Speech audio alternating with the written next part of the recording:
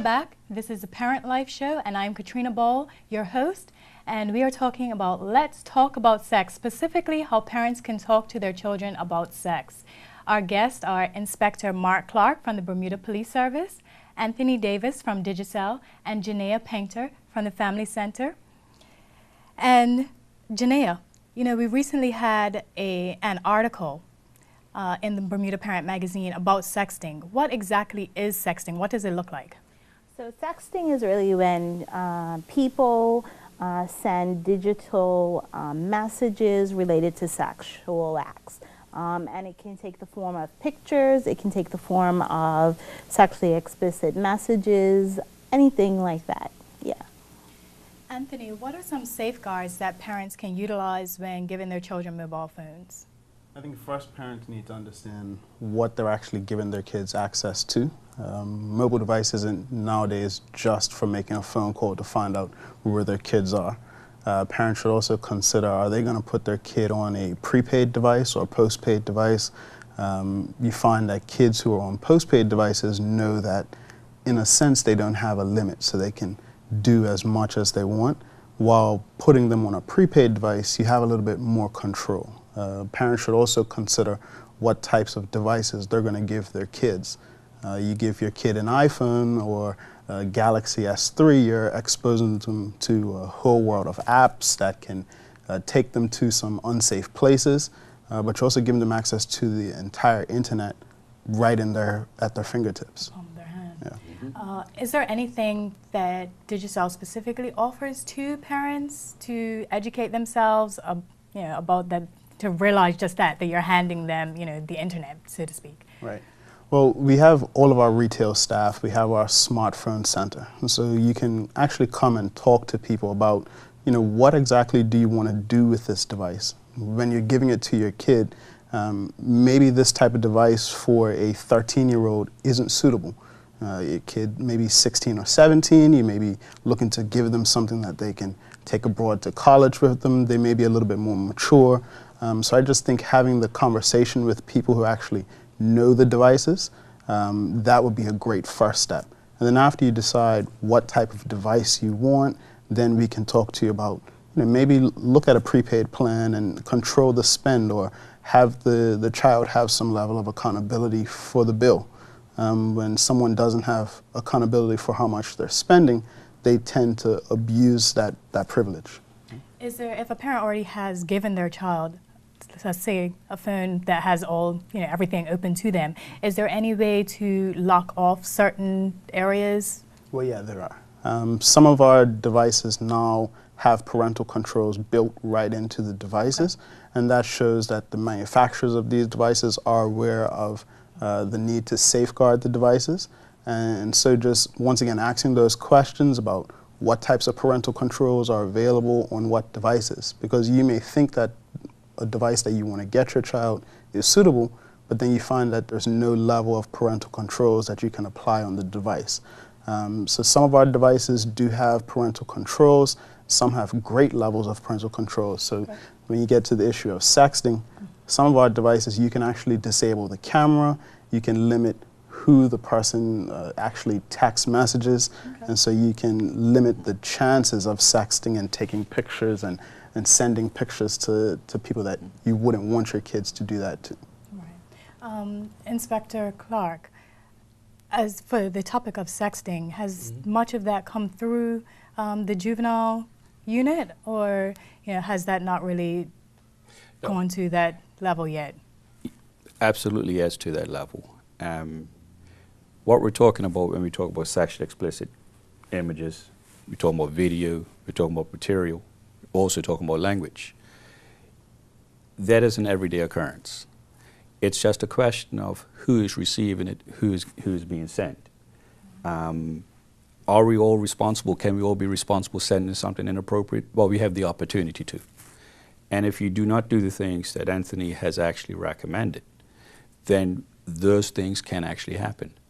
We have come across, as well as been handed to us, as well as been sent to us, images of children taking pictures of themselves and sending it over the internet.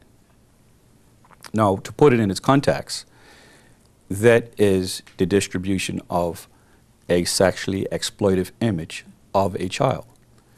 What I don't think that they're taking into context is who is receiving it, what that person is doing with it, and what's the intent of it being asked for. You know, it's like the internet is almost like speaking to a stranger who's pretending to be a friend. You know, how many friends do we have that when they have something like that on us, what do they do with it? Do they delete it? Do you delete it? Do they tell you it has been deleted?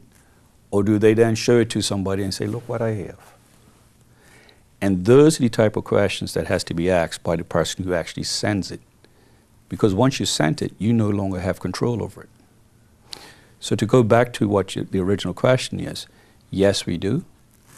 Yes, it happens quite often, more often than we would like for it to have.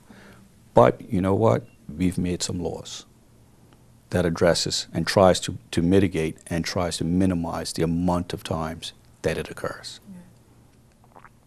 And in doing my research for this, I noticed that a couple states in the U.S., their child pornography laws are, I guess, so immense that it actually incorporates some of these young children that are doing this.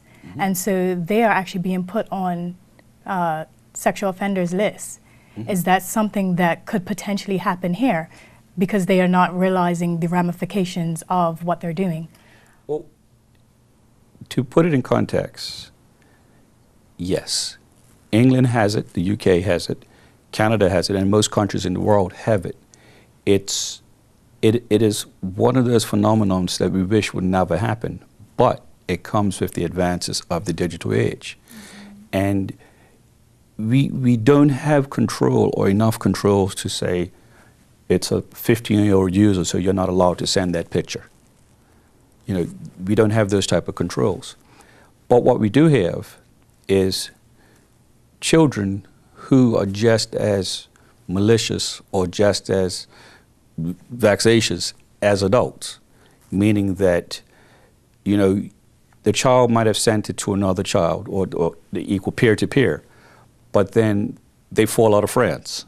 And so they send it to everybody on their BB list. Or they've sent it or asked for it pretending to be a nice person, and then they send it out. And, you know, it's a form of sexual harassment, it's a form of bullying, it's a form of just out and out, you know, want of a better word, it's just bad behaviors. What can we do about it? Education. But to put it in its context, whilst everybody uses the term child pornography, is actually what you have to think about is it's a sexually exploitive image. It's a child image, and those we have to protect from themselves. And we as adults make bad decisions from time to time, and quite often we make them quite often. But we have to protect a child from a child, so how from do themselves. We as parents assist our children to realize that these, you know, there are ramifications for you doing this that are beyond what you can think and see right now? Education. Just like how you can go on the internet and say Facebook, you can actually go on Google and say educational tools.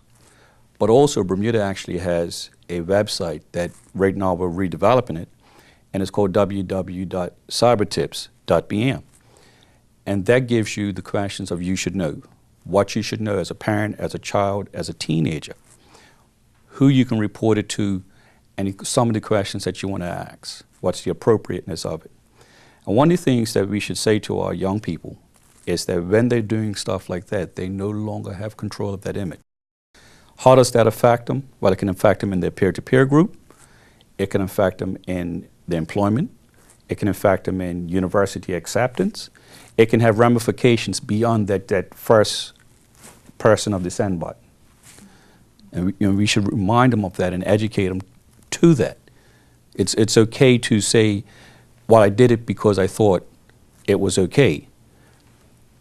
But what's the ramifications? What's the long-range effects of that? Right.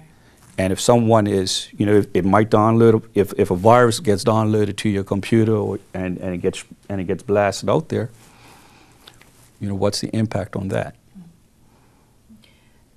Switching over slightly from the mobile devices and onto specifically the internet, you know, we've seen the shows Dateline and, you know, the predators that are on there. Do our Bermuda parents need to educate our youngsters about that as well? Most definite. I mean, the one thing that we should not have any parent using as excuse of, I didn't know.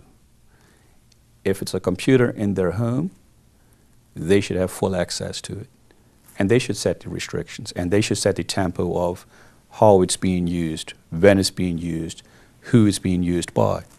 For instance, should it be used in the context of their bedroom, or should it be in a public space in the home? Should it have a password protection? And if it does, should the parents know?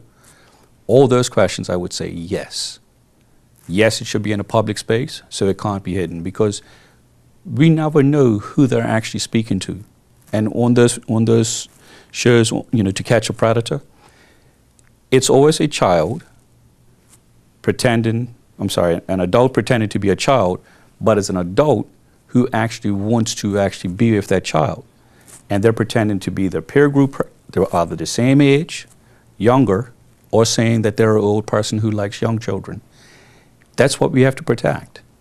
You know, our children is our primary resource, and we have to protect them from themselves as well as from these predators. And the Dateline shows and those type of shows actually show the easy side of it. They do not show the real dark side to the internet and exploitation of children. Right. And we have to guard themselves from that. We definitely had a great show and some really great points that have come out. Is there anything that you gentlemen would like to add before we wrap up?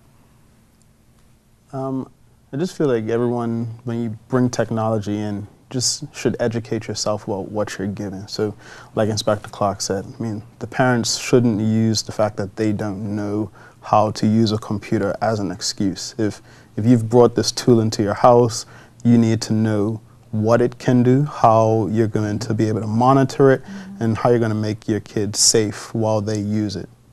Yeah. I mean, for me, I would say to you that education is the key. You may not always know as much as them, but you should be able to know as much as you can. You know, Google it. Ask your internet provider. Research. And don't be afraid to say, I paid for it, I'm going to take it back. You know, education is the key. Remind us of the website. It's www.cybertips.bm. And the website is actually being rebuilt right now, but it should be launched within the next couple of weeks. And we've had it since 2008. And it came online when we brought in the child online protection legislation. And so, yes. Thank you, gentlemen, and Janaea for being our guest and sharing with us such great tips. Parents, I hope that you gained a lot of invaluable insight. And if you would like more information, as Inspector Clark said, visit the website. And Family Center also has workshops called Let's Talk About Sex, so feel free to contact them, 232-1116, correct, Janaea? Yeah. And again, we want to thank our guest. And we also want to say a big thank you to Southampton Princess for allowing us to film here. And if you have any family dining that you want to do, please feel free to drop into the Princess and join in one of their many restaurants that they have. And Fairmont Southampton are also proud sponsors of or partners of Family Center and their Beyond Rugby program. If you liked our video, please subscribe to our website, www.bermudaparentmagazine.com. And this is the Parent Life Show brought to you by Bermuda Parent Magazine.